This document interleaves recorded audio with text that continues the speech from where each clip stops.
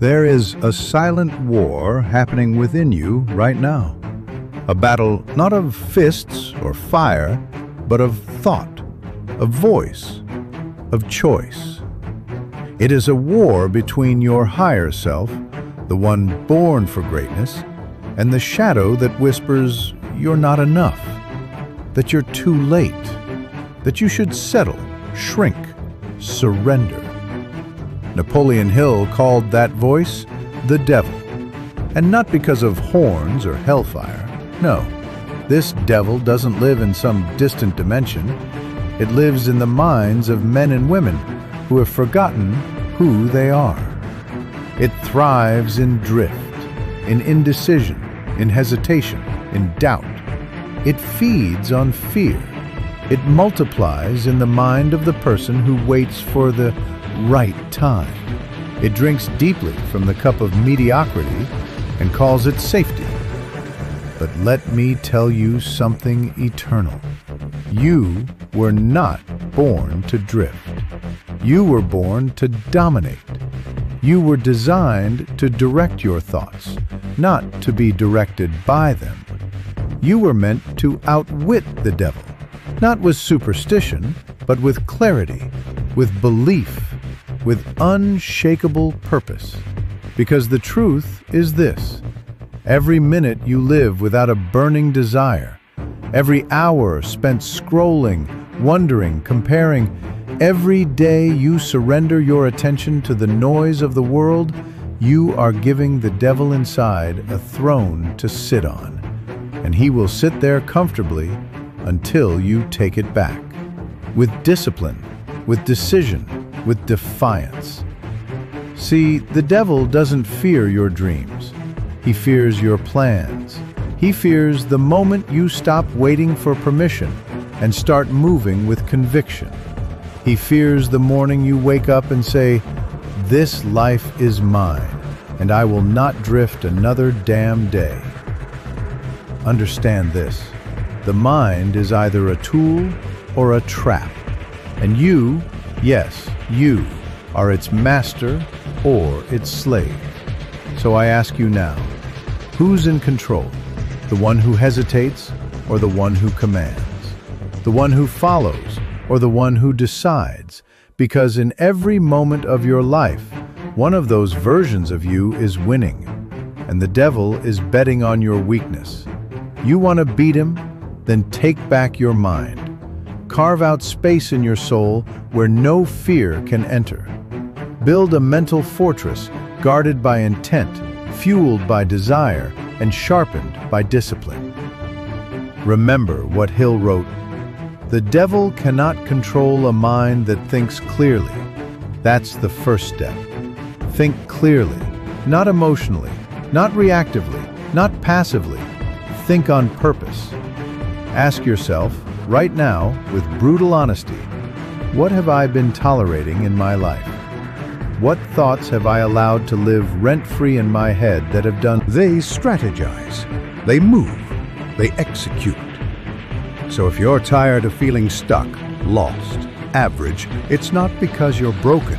It's because you've been lied to.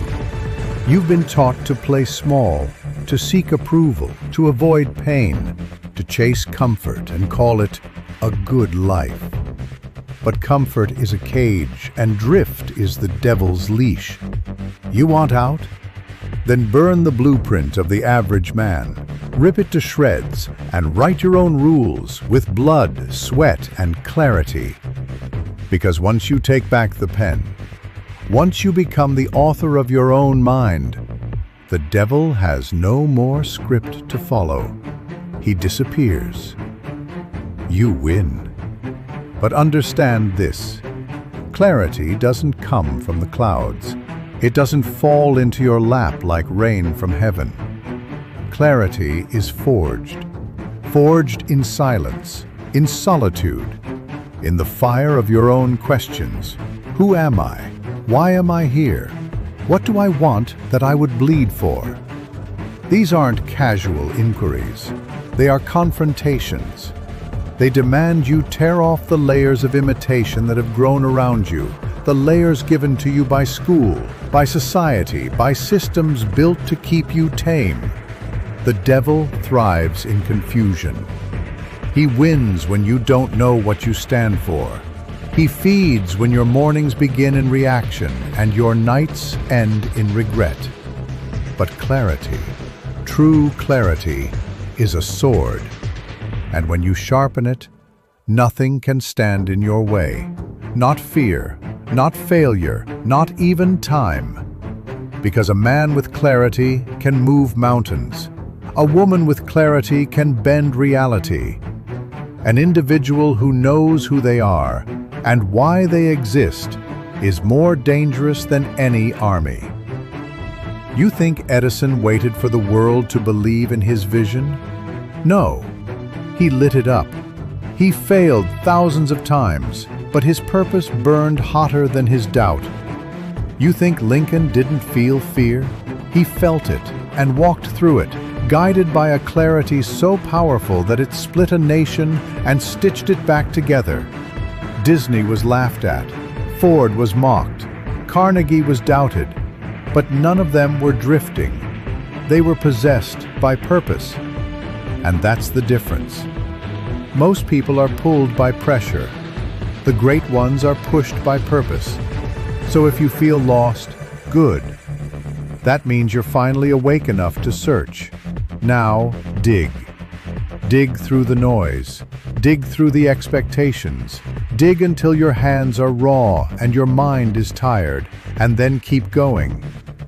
Because under all of it is the core of you. The one that remembers the dream before the world told you it was unrealistic. The one that knows you were made for something more. And once you find that purpose, once you claim it, But don't expect applause. Do not wait for anyone to understand your obsession. Obsession is the language of the great, and the world doesn't speak it until you succeed. So speak it anyway. Speak it with your actions, with your routines, with your refusal to settle. Because every day you move with purpose, you outwit the devil. Every disciplined decision is a blade to his throat. Every early morning, every hard choice, every risk, taken in faith and not fear, it weakens his grip. Until one day, he's not there. He has no place left to hide. No crevice in your mind to crawl into. No corner in your life where he can whisper. Because you've taken it all back. But belief, real belief, is more than just a thought. It is a force, a vibration, an energy that shapes reality like wind shapes stone. Belief is the soil in which your entire future is planted. And if your belief is weak, no strategy, no mentor, no course, no hack will ever save you. You can't borrow belief. You can't fake it. You become it. When Napoleon Hill sat with the giants of his time, Carnegie, Ford, Edison, he didn't ask them about tactics. He asked them about thinking, about belief, and what he uncovered shook the foundations of average forever. They believed in themselves before the world gave them a reason to. That's what separates winners from wishers. It's not talent, it's not luck, it's certainty. And you either build it or you live without it. See, belief isn't found in the mirror, it's found in the fire. In those dark moments when no one sees you, no one claps, and nothing is working. And still, you keep going. That's when belief is born. When you choose to show up again, not because of what the world says, but because of what you say to yourself. You say, I am not my circumstances. I am not my failures. I am not my doubt. I am the one who decides what this story becomes.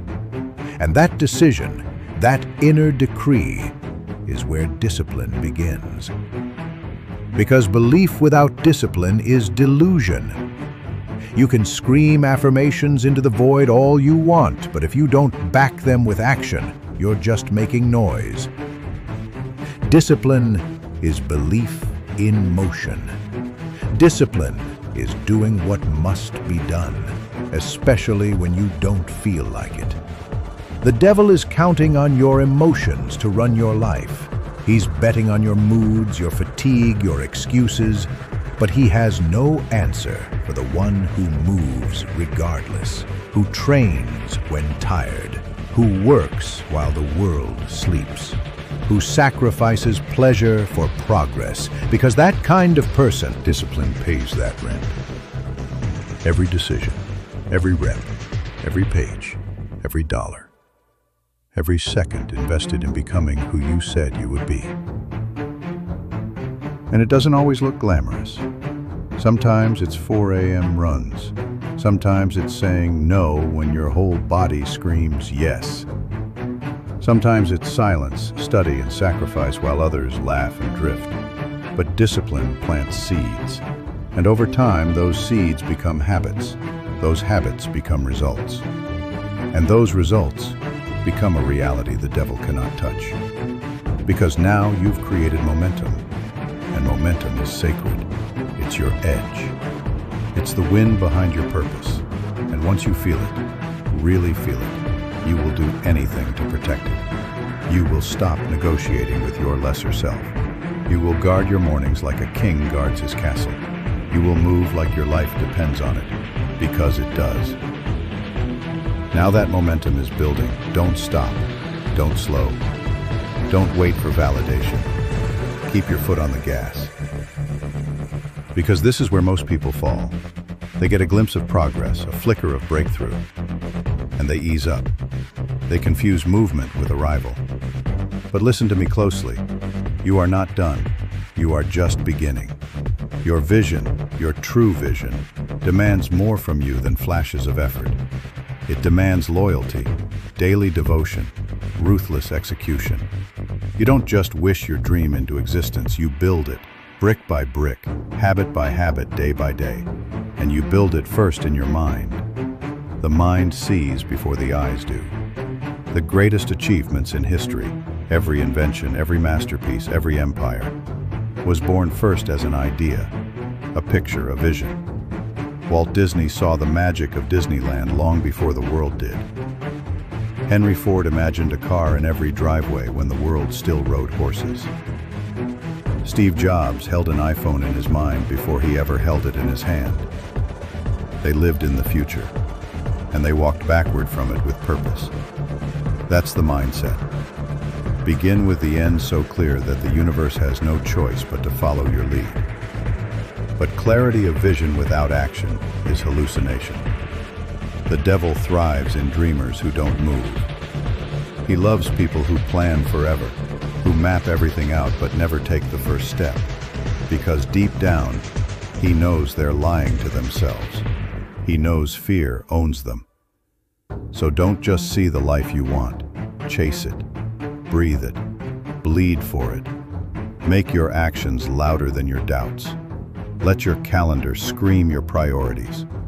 Move so relentlessly that hesitation can't keep up, because motion is your weapon. The devil hates motion. He wants you paralyzed in thought. But the moment you act, you kill hesitation. You murder the excuse.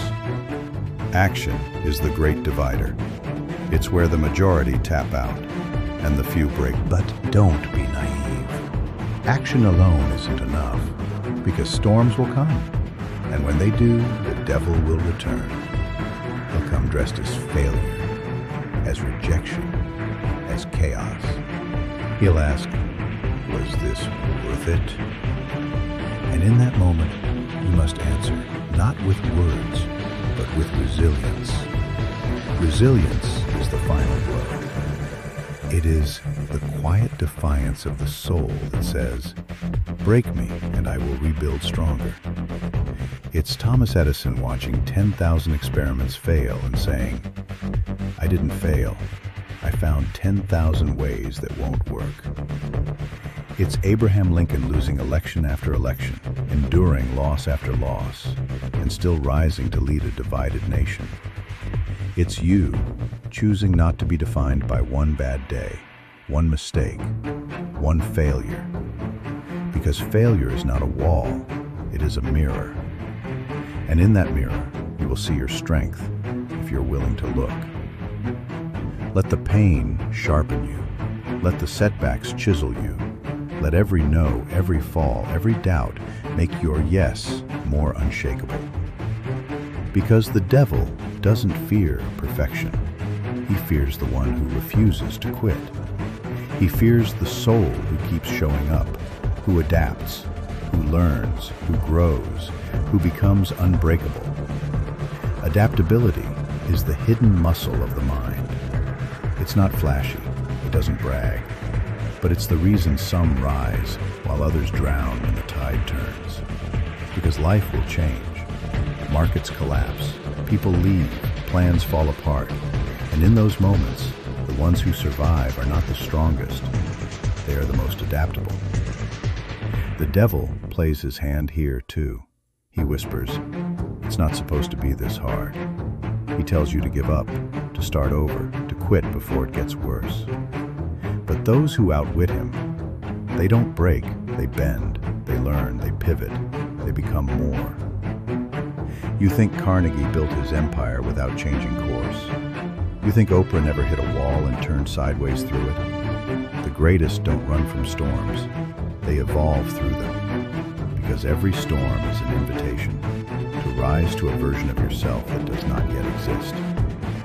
Every failure is a forge. Every loss is a lesson. And every time you refuse to give up, you kill another lie the devil told you. But adaptability without learning is blindness. So learn, obsessively. Study not to impress, but to transform. Read the books, ask the questions, sit at the feet of giants, living or dead, and listen.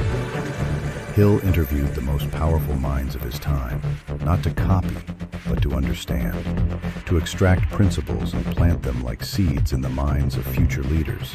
That's you. You are not here to memorize, you are here to master.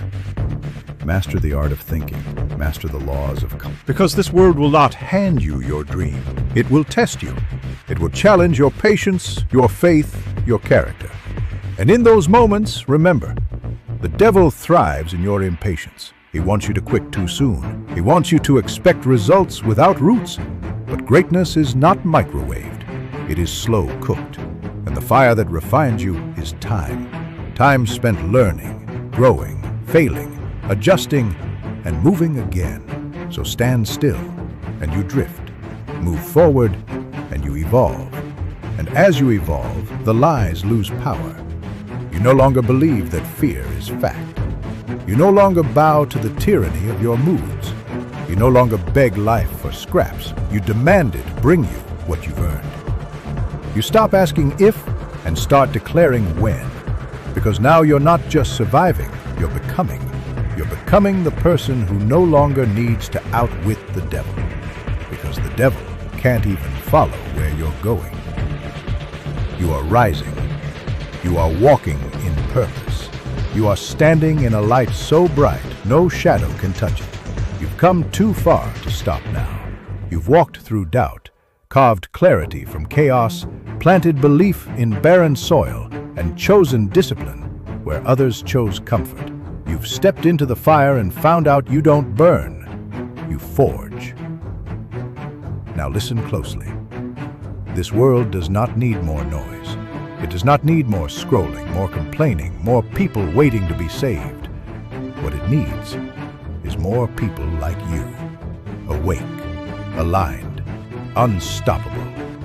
You are no longer a slave to fear, no longer addicted to distractions, no longer trapped in the mental prisons the devil once ruled from. You are a builder now, a builder of vision, of purpose, of legacy. You understand now that success is not a destination. It is a state of mind. It is the daily battle between drift and direction, and you win each time you choose to rise while others sleep. Each time you move when fear says freeze, each time you act without applause, you have become the rarest kind of person. The kind who no longer waits for the world to believe in them, because you already do. You have claimed your mind, you have declared your destiny, and now you walk with authority. The kind of authority that can't be bought or borrowed. It is earned. Through the unseen hours, through the internal wars, through every moment you said no to the voice that wanted you small. You have become something the devil cannot touch. A mind on fire, a heart anchored in purpose, a soul so clear it no longer needs the world's permission to rise. You've seen the truth, and now there is no going back. No returning to mediocrity, no flirting with average, no bargaining with doubt. Because once you know who you are, truly know, nothing can unmake you. You are the storm now. You are the disruption to the cycle. You are the one who broke the curse, not just for yourself, but for generations after you.